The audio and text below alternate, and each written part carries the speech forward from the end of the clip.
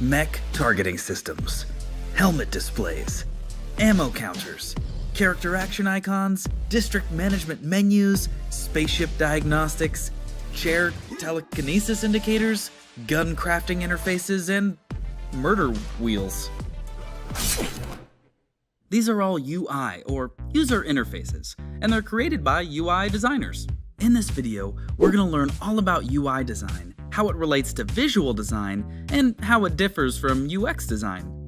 Okay, let's get started.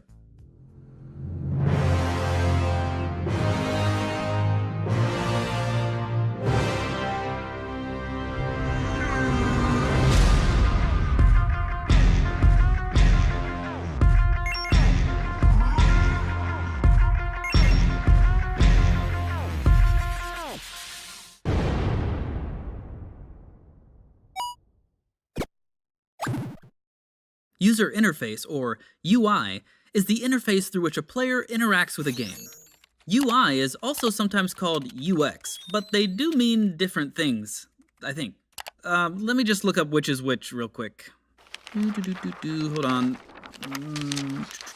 Alright, UI is the user interface itself, or basically all the visual elements that make up the user interface. UX, however, is short for user experience.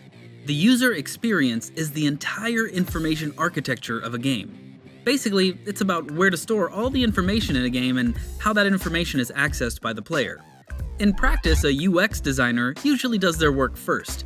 They focus on making the interface a good experience, helping players get the information they need with the fewest necessary actions. They essentially cultivate the flow or journey a player takes when interacting with the various parts of the game.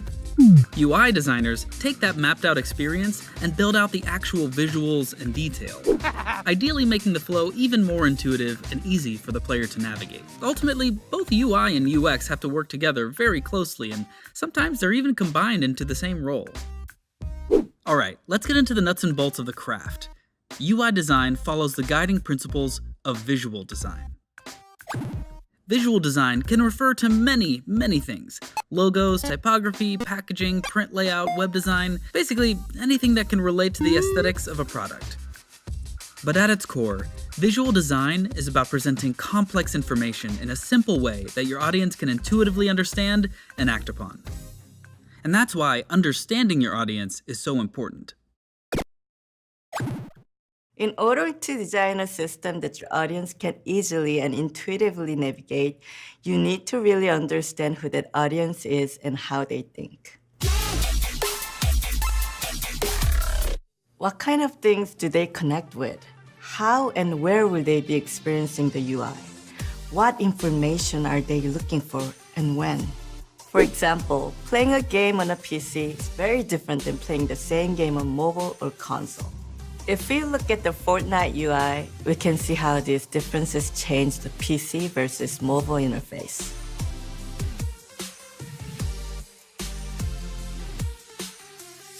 What about game genre?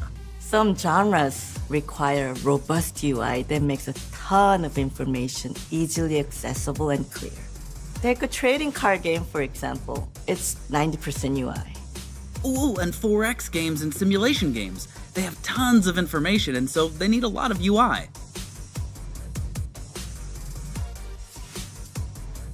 Other genres, like more narrative games, might have a minimal UI if the player doesn't require as much real-time information. But UI is a lot more than just the HUD or overlay on top of the gameplay. UI designers have to design stuff like level maps, character select screens, inventory screens, level editors, sophisticated skill trees, lore and web experiences, quest windows, and tons of other stuff. How do you make it all work together? A unique thing about visual design, especially with UI, is that we're responsible for creating an ecosystem for the whole game. The goal is for every part of the game experience to feel unified and share a high-level flow. That means there should be consistency throughout the game experience. There needs to be rules for the meaning behind different colors, text, position on screen, Everything we do affects everything else in the game. We can look at development of the League client update as an example. We started the client redesign by defining the core thematic behind our UI. We then came up with very specific rules and guidelines for the style like typography, iconography, color, shape language, animation, everything you see and interact with in the client. One of the core parts of the thematic is hex deck magic. Incorporating hex deck into the client was a chance to define and reinforce the look and feel. All the visual design decisions we made had this in mind. It seems like layout is a huge part of visual design and UI. Out of all the infinite possibilities, how do you go about choosing a layout? Layout's like a puzzle, and figuring out all the different ways it can come together is one of the most fun parts of visual design. Layout is critical because it affects the way a viewer understands information on the screen. For example, your brain makes associations based on things like proximity of words and images. Yeah, like putting a bar next to an enemy name tells us that that's the enemy's health bar. Whereas putting an experience counter next to a bar tells us we are still very far from level 6. It also affects how quickly the viewer is able to navigate that information.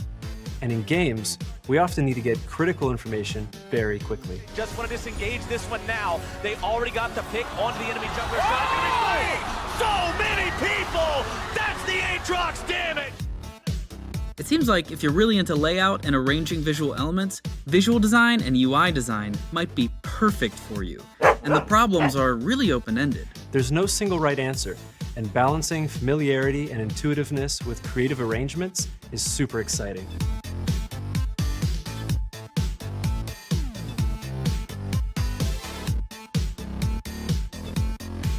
You may have noticed that UI and visual design in games is not static. It's always moving and changing and updating as the player interacts with it.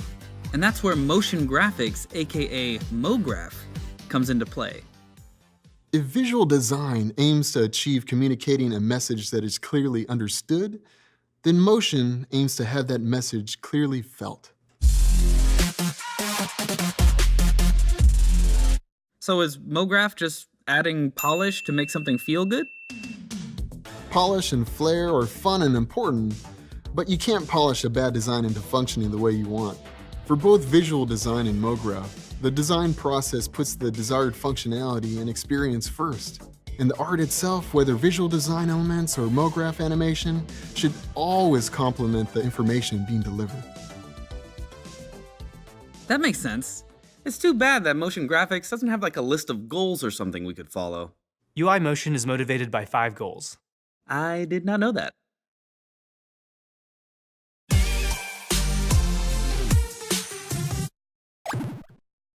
Responsiveness. Interactions are fast, clicking feels fluid and effortless.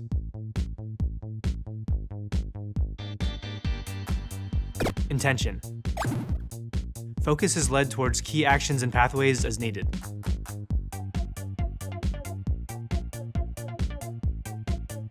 Awareness. Elements adaptively respond from their location.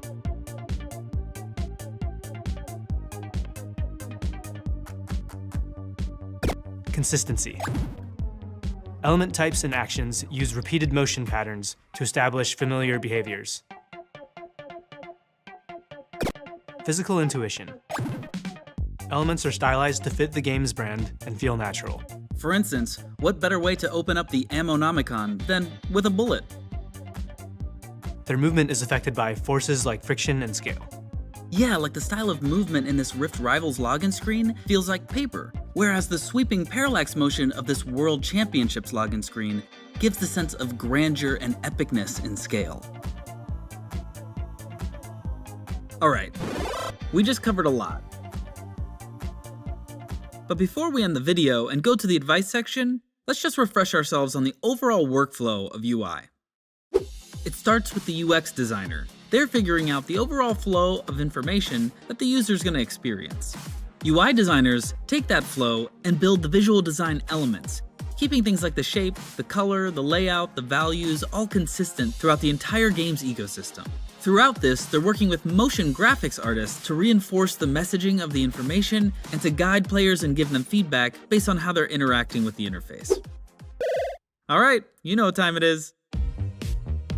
Being a visual designer is more than defining the aesthetics for the game. It's about problem solving. So if you are interested in being a visual designer, go play a game and find the pain point, and maybe you can figure out a solution for that. Somebody once said that good artists copy and great artists steal. that ain't advice, all right.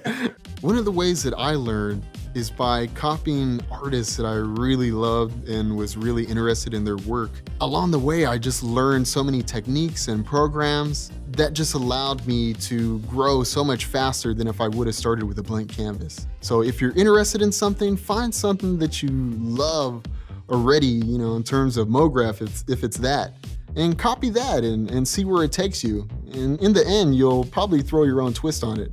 And that's a great place to be.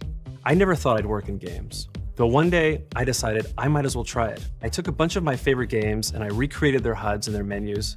It wasn't perfect, but I actually really enjoyed it and I learned so much. And that's when I realized trying is half the battle.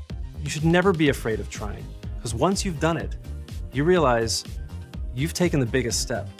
And from that point on, it's just a matter of polishing it. If you want to be a game developer, just start working on it now. The biggest difference between people that you probably look up to who are super talented is really just time and effort. There's not these magical people who appear with like immense talent. They actually spend lots of time and hard work, and that's how they get to where they are. Just get going today. Start painting, drawing, animating, coding, whatever it is you want to do.